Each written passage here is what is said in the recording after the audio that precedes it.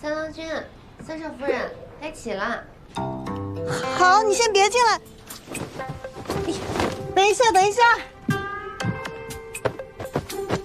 别进来啊！哎，没有我们的允许，他们是进不来的。进来吧。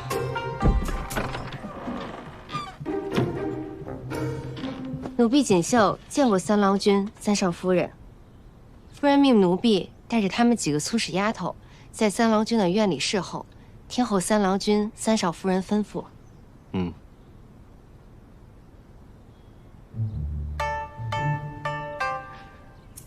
夫人，夫人，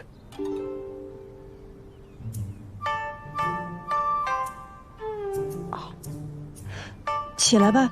谢三郎君、三少夫人。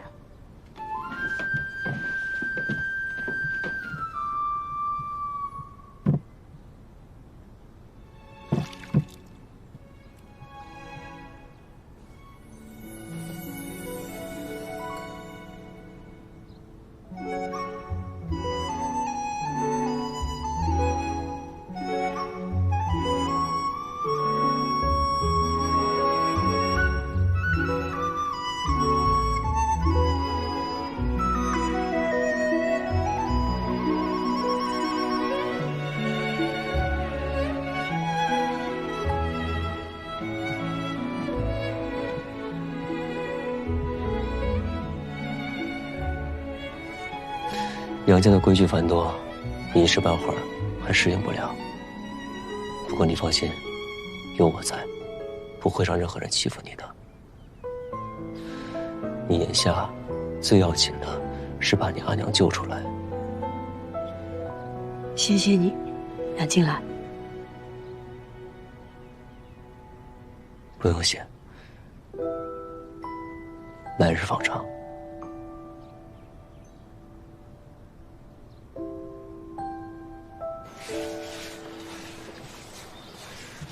哎，这雪呀，都把木板给染红了。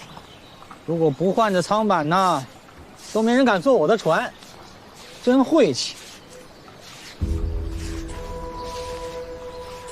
行了，少说两句。喏，够你换舱板的钱了吧？够了，够了，够了。麻烦你把当天的事一五一十的告诉我们。成家立业，这如今你的业在哪儿呢？你一个大男人不觉得羞愧吗你？哎呀，专家，什么时候到呢？快了，你怎么不在船舱里再多歇一会儿呢？啊，这两个女人太闹腾，我出了太多气。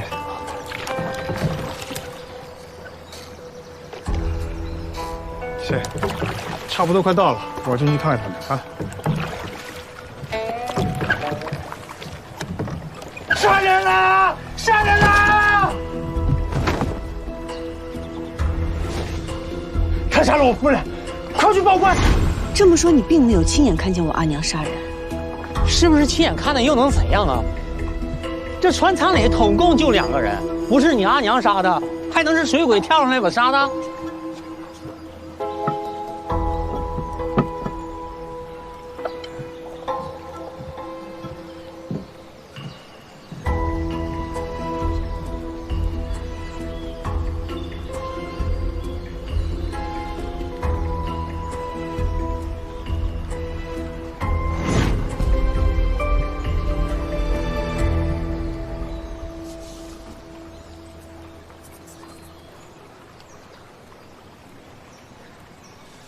平时你们船上点香吗？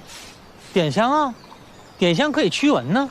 但是这奇了怪了，自从他们上了那条船以后，这个香炉就不见了，真奇怪。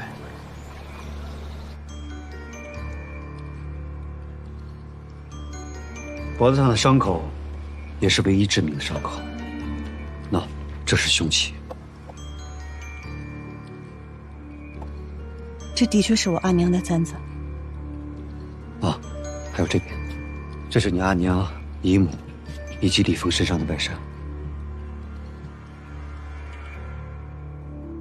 因为沾染的血迹，所以作为证物收存。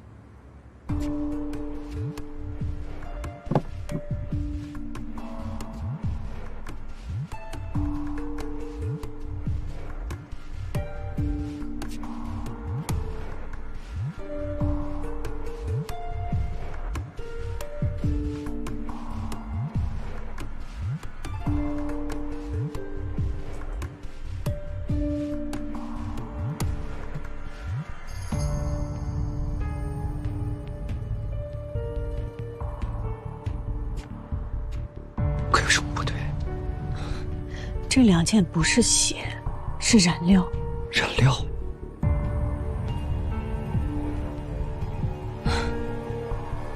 我知道是怎么回事了。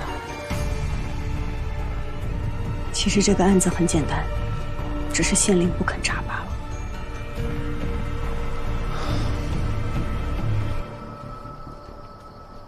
死者夫婿李峰和船夫于三儿，皆可证明，当日在船上，李徐氏与季徐氏曾发生过争吵，而船将靠岸时，他们2人进入船舱，发现死者已被季徐氏用发簪刺死。这人证物证俱在，季娘子，你说你阿娘冤在何处？与本官从实说来。民女有3个疑点，其一，根据于三儿的证词来看，他并没有亲眼看见我阿娘杀人，而是在李峰进去片刻后，听到喊叫声，继而看见我姨母满身鲜血地躺在李峰怀里。因为被李峰挡住，他可能都没有看到我姨母身上是否有伤口。船在江中，四面无人，这船舱内只有你阿娘和姨母，除了你阿娘，谁会动手？为何我们不怀疑第一个发现死者的人呢？李峰与船夫先后进入船舱，不过间隔片刻，他哪里来得及杀人？那2个人又为何不反抗？为何不发出声响？这也就是疑点2。若我阿娘真是杀人凶手，那为何当时也昏迷在了船上？也许是你阿娘杀人时不小心磕到了头，晕了过去；又或是你阿娘杀人后害怕的昏了过去。不排除这些可能，但还有另一种可能，就是我阿娘是被人陷害，她和我姨母同时被迷昏了。你说的不过都是猜测，并无实证啊。民女有证据，还请孟县令过目。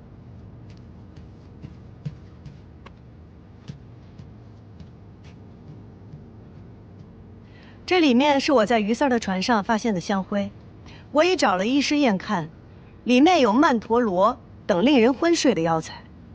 县令若是不信，也可以另外再找医师验看。你说是从船上发现的，就是从船上发现的吗？诸葛先生，等一下。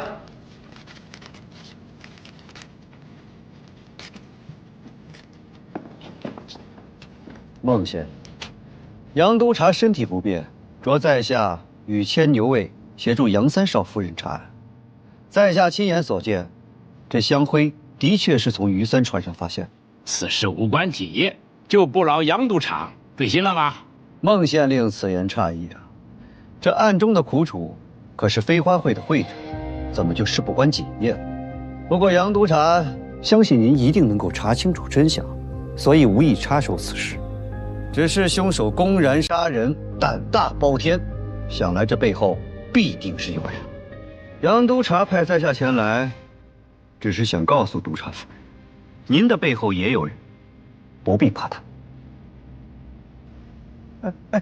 就算是在船上发现的又如何？你如何证明这就是那船夫当日所点？你阿娘又是闻着这迷香昏迷的。确实如此的，何以为证？无法证明。你没法证明，拿出来说什么呀？但是民女有第3个疑点，望县令容禀。我不容你禀，有不禀了？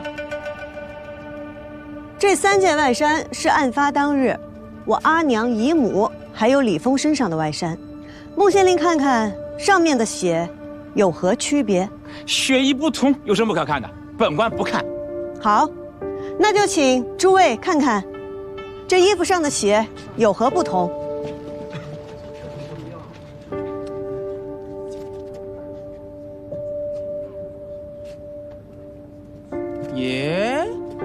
这件的颜色啷个不一样啊？这味道也不相同啊。继续式的衣服上的血腥味明显更淡一点啊。因为它有的是血，有的只是染料。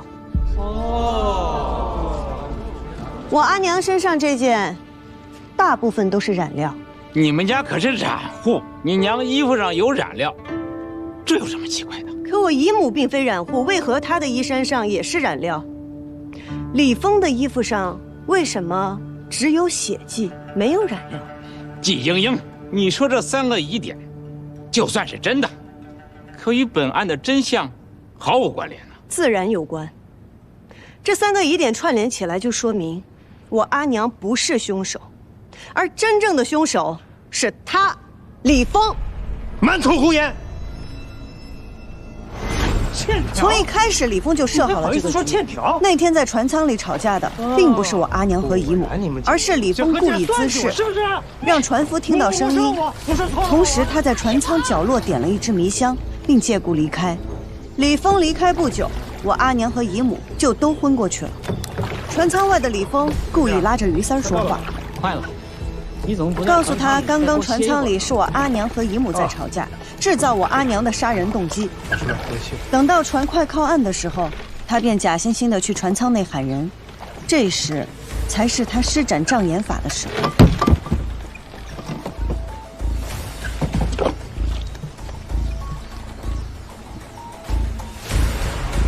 匆忙做完这一切后，他便大叫一声，把于三儿引来。等到于三儿来到船舱内，便下意识地认为我姨母已经死了，而凶手就是拿着簪子的我阿娘。等终于有人可以为他作证的时候，他再痛下杀手，将罪名嫁祸于我。一派胡言，简直是荒谬至极！蒙大人，他在血口喷人！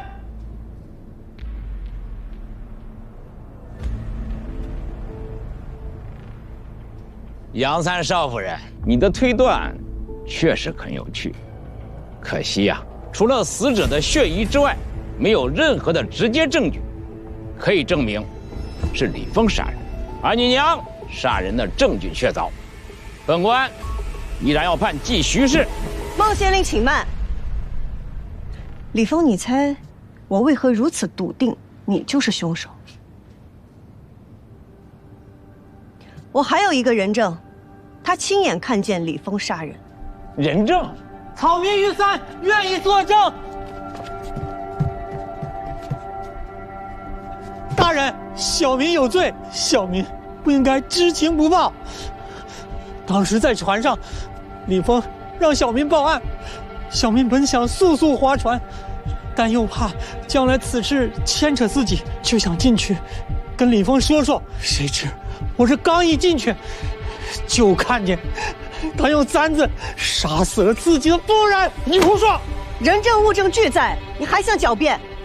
于三，当时你为什么不说？你知道作伪证同样有罪。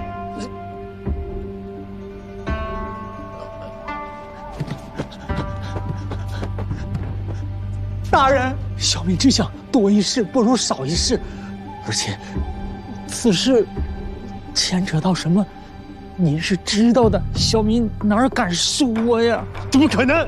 若是没人看到，我又怎么会想到去看衣服上的血迹？我又怎么会推断得如此毫无差错？不可能！我动手的时候明明回头看过，没有人，根本没有人。孟县令，他招了。季莹莹，你诓我！比起你栽赃陷害，人面兽心差远了。季莹，你好大的胆，竟敢勾结证人，公堂作伪，你该当何罪？要罚也应该先罚凶手。李峰杀害发妻，栽赃陷害，罪大恶极。难道孟县令要视而不见，充耳不闻吗？难道视而不见，充耳不闻吗？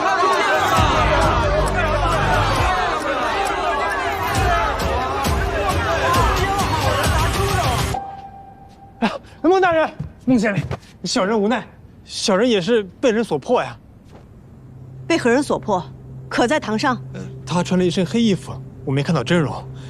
就是他说，如果我不听话，他就要杀了我，让他娘晦气。等隔天也手记好了，我来硬他你！大爷饶命！大爷饶命！你是李峰？大爷饶命！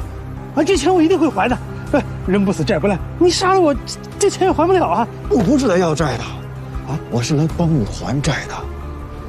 听我安排，我保你后半生衣食无忧。倘若不从，以后你不用还债了。明白了吗？明白。听话有钱，不听话没命。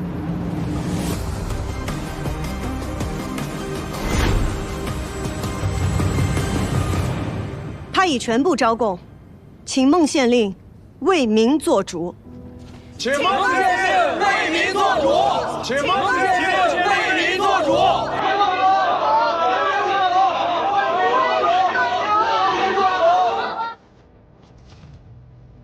这如何是好？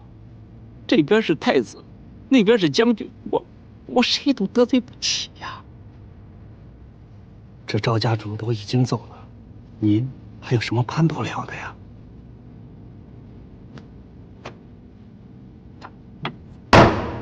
大胆李峰！之前你贼敢做贼，现在你又欺骗本官，来人，给我拿下！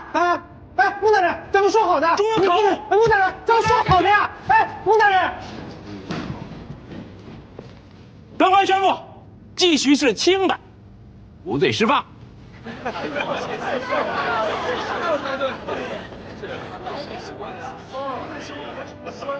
至于公堂作为之事，这样子，孟县令秉公办案，是乃百姓之福，我等之幸。孟县令之幸，孟县令也是公平可以。参与真是明察秋毫，这一段传出去，真是一段佳话呀！孟县令今天的案子，如果让我阿爷知道，肯定夸孟县令这案子办得漂亮啊！疑心为重。灭季莺莺救母心切，事出有因。至于公堂作为之事嘛，本案就不追究了。本案就此结束，退堂。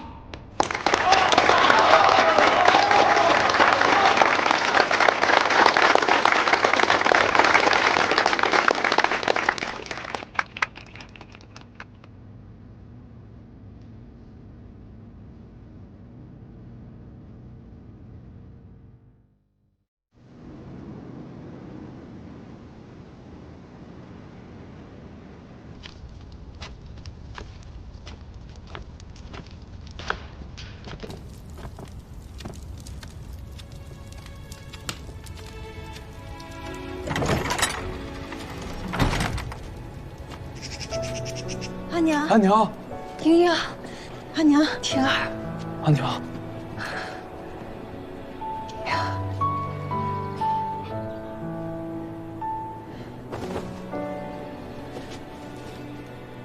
阿娘，我们回家。咱们回家。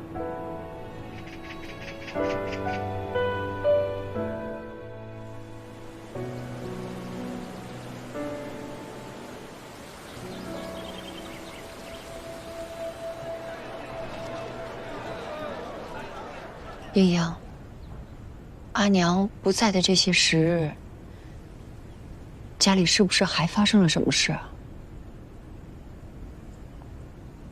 我嫁进了杨家，嫁给了杨三郎。你是不是为了救我，所以才……不是的，阿娘，是我自己想嫁去的。不会的，你一定是在骗我。阿娘那时还在牢中，若非逼不得已，谁会在那时婚嫁？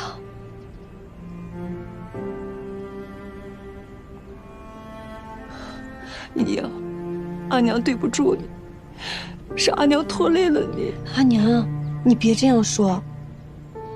虽然嫁入杨家事出有因，但女儿早已心悦杨三郎。虽是阴差阳错，但女儿心甘情愿。当真？当真。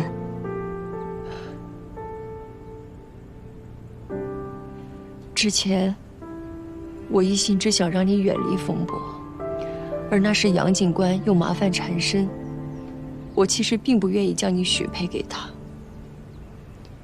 但是想不到，缘分使然，你还是嫁给了他。杨静兰，之前便想娶我吗？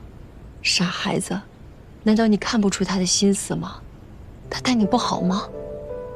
好，他待我很好，一直都很好。只是我们向来以盟友相称，不曾表明情意。我原想等他回来后，我便与他问清楚。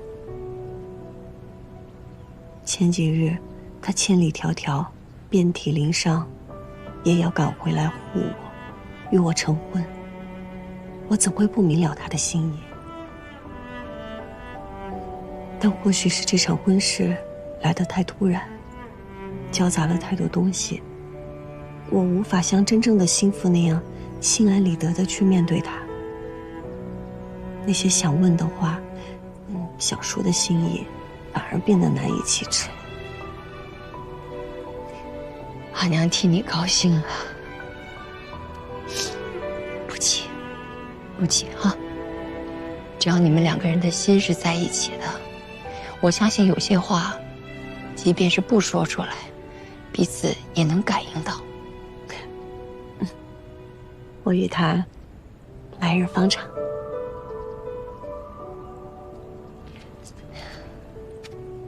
阿娘，喝药了。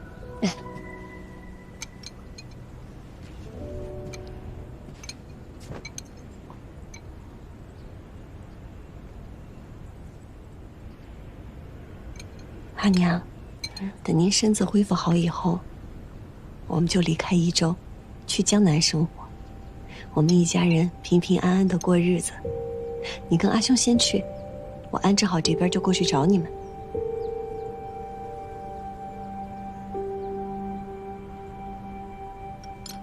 你随我们去了江南，那杨静兰怎么办？杨家怎么办？杨家的生意也会拓展到江南，到时候我会打理。杨静兰过了今年也可以调任，她会和我一起去。阴阳，你是不是又在骗我？我知道，你只是想把我送到安全的地方，然后又自己去冒险。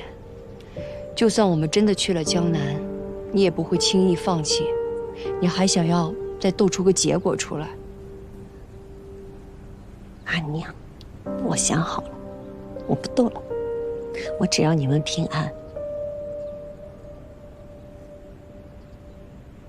夫人，杨警官来了，说是来拜见岳母。他怎么来了？莹莹，莹莹，矜持。他受伤了，他不能乱动。阿兄先去见见他。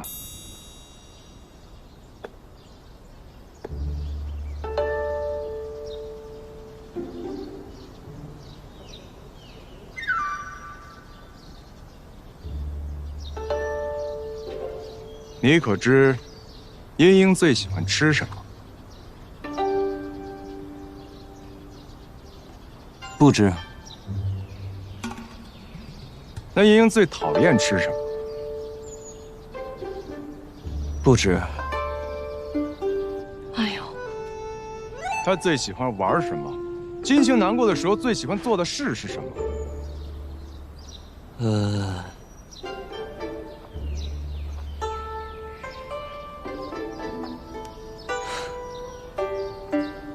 不知。阿兄，你看看你，才一日不见便想他了。我不是想他，我是担心他身子。那还不是想他了？放心吧，你阿兄他有分寸的。来，坐这儿。茵茵，杨家高门大户，肯定规矩也多。你既然已经嫁人了，小性子就多收敛收敛，别总像在家里一样整日鸡飞狗跳的。我哪有？这个你收着。你要是忍不住啊，就多转转念珠，想想娘的嘱咐。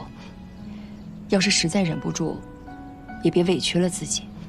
好，来，阿娘给你戴上。谢谢阿娘。那你到底知道些什么？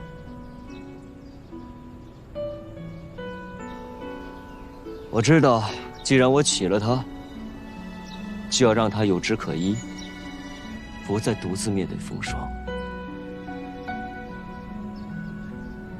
你与他志趣相投，两心相应。但对于成婚不止如此。对于夫妻而言，柴米油盐家长里短对于情谊的损耗，半点不比风霜刀剑的少。而茵茵更是不同寻常的女子，或许更难适应。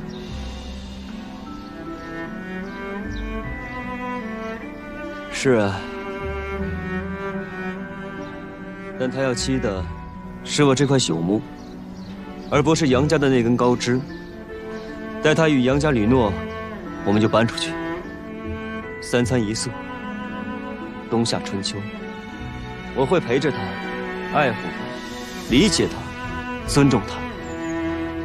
即便她已经嫁给了我，季莺莺，都先是季莺莺，再是我杨静兰的妻子。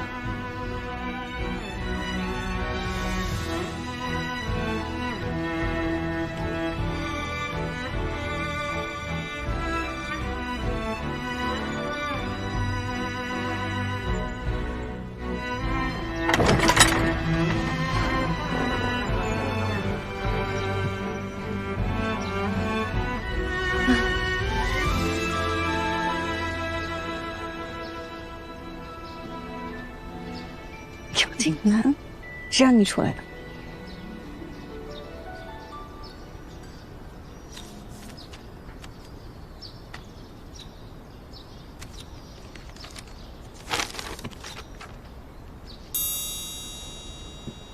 哼，这是你把刀架在人脖子上逼他写的。在夫人眼里，我就是这么不修武德的。扶我起来。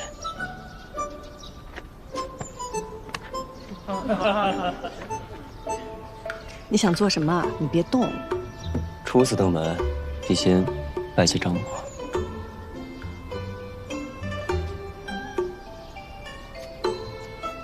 来，夫人，扶我起来。可是你，求求我。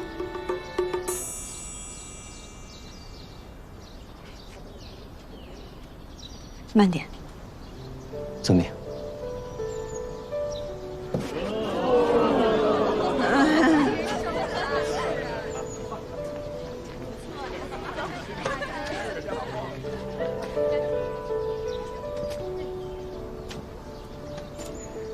锅盔啊，锅盔！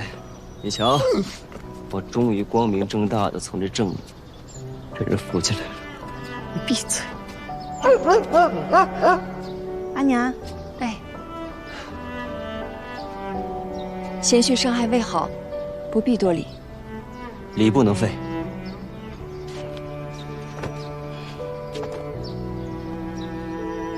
小婿杨静兰，拜见丈母。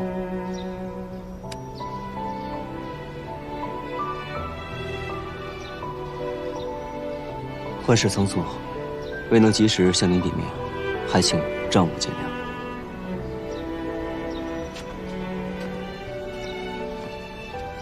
好孩子，快起来。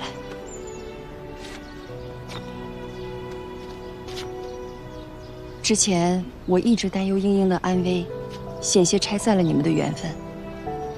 如今你们终成眷属，我也想明白了。以后咱们一家人风雨同舟，共同进退。我们家英英啊，就交给你了。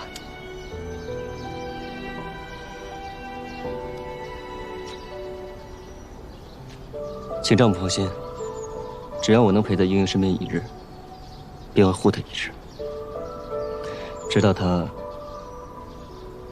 哦不，直到我倾尽此生。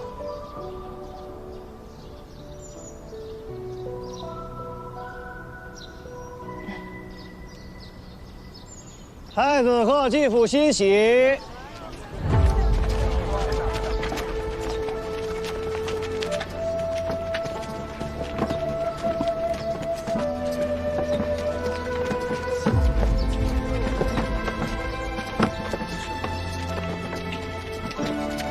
季夫人，太子殿下贺杨督察与继娘子大喜，特送来贺礼，以庆欣喜。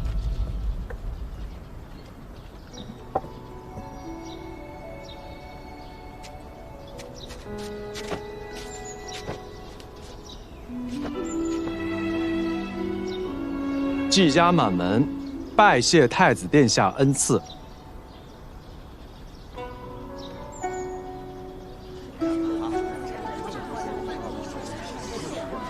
快快请起。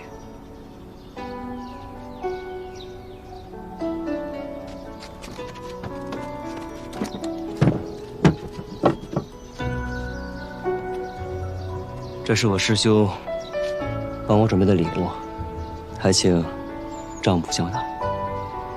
太子准备的也太多了。这是你夫君借着太子殿下的名义给你补聘你的。我看这回谁还敢说你们名不正言不顺？你虽是我抢来的夫人，但别家夫人有的，我的夫人也要有。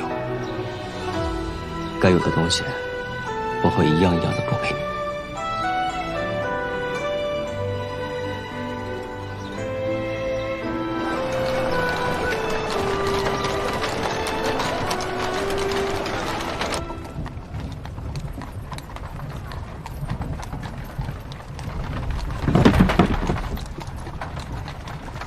慢点儿。来，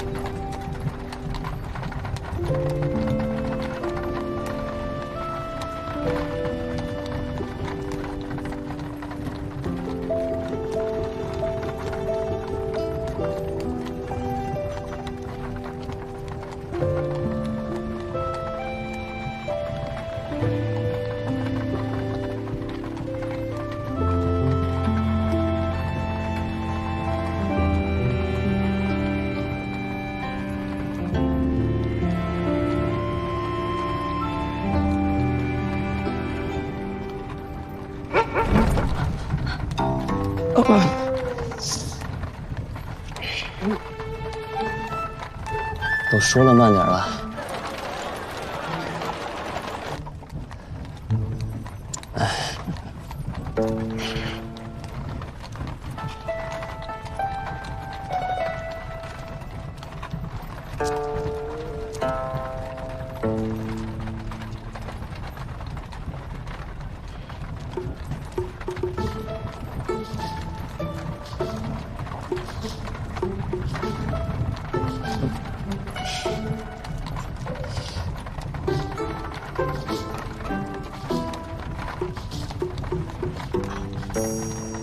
这是我阿娘和阿兄非要给我带的，都是我日常用的小物件儿，怕我在杨家用不惯。夫人如果还需要什么，就和我说，我去让人给你置办。哦，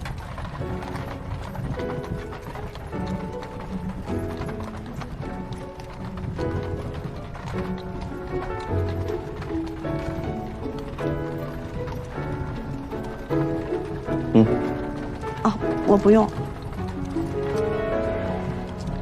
可以再慢一些。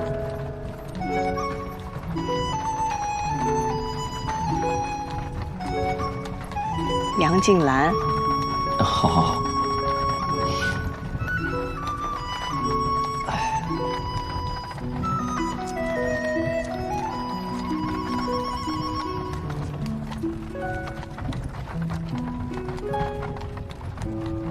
你看我干嘛呀？看你好看。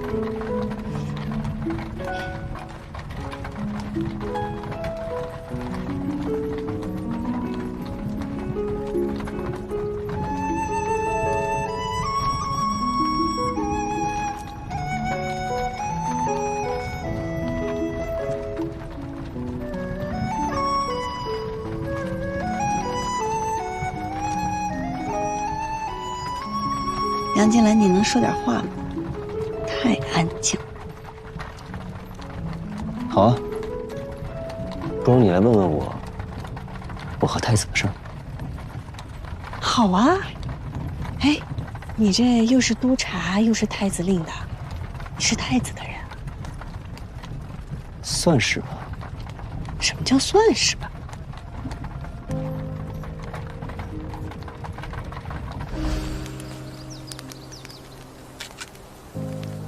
老子的鸡你也敢吃啊？纯汇500两，只收现银。来者是客，别这么小气。你都不好奇我的身份？看你这身打扮，微富即贵，等闲哪回来这种鸟不稀罕的鬼地方？定然是受那老头指使的。你可知，你口中的老头，曾是当朝太子的老师。原先不知，现在知道了。原来被老头祸害的不止我一个。近墨者黑，那太子得歪成什么样啊？谁？老师。老师？老头，你到底收了几个学生啊？老子这辈子就收了你们2个徒弟，尤其是你这小猢狲，已经够我受的了。老子哪还有精力收其他人呢？所以他是太子？叫师兄。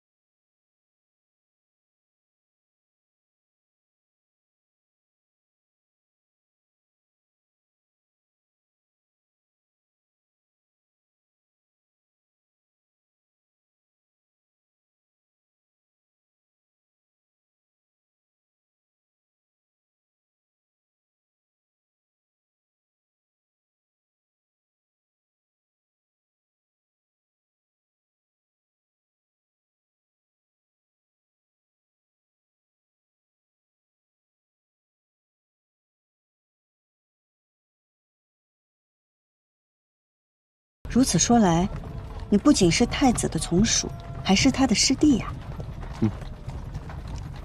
而益州的成败也与长安有关。那就要看我能查到些什么了。你想怎么查？刘瑾如今知道了我的身份，日后行事定会更加小心。不过做过的事，自然会留有痕迹。他既然已经知道了我查到了南诏，那他便不敢再轻易动这条线上的任何一个人物，以免露出马脚。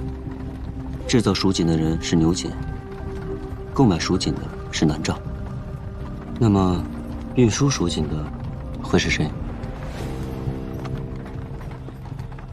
从益州到南诏，关卡重重，想要不被发现，那只能乔装打扮。你想查番商？聪明。可是这么多番商怎么查呀？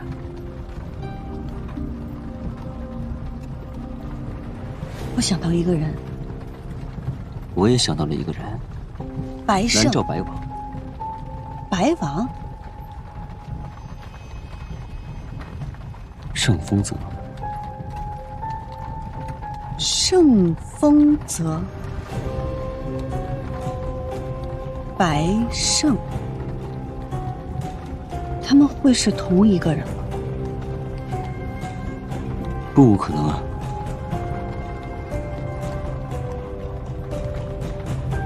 可是依他的年岁，我阿爷出事那年，他还只是稚子之年，这对不上啊。